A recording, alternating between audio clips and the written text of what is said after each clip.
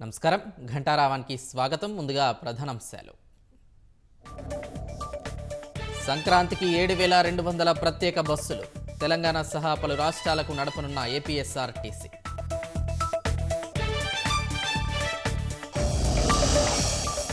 బనకచెర్లతో సీమ ప్రాజెక్టులకు ఉపయుక్తమన్న సీఎం. అనంతకు నీళ్లు ఇస్తే కరువు ఉండదని వెల్లడి.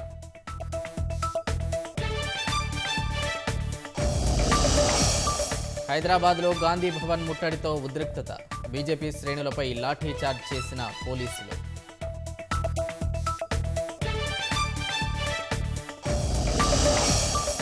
ఢిల్లీలో 70 స్థానాల్లో ఒకే విడతలో ఎన్నికలు. ఫిబ్రవరి 5న పోలింగ్, 8న ఫలితాలు.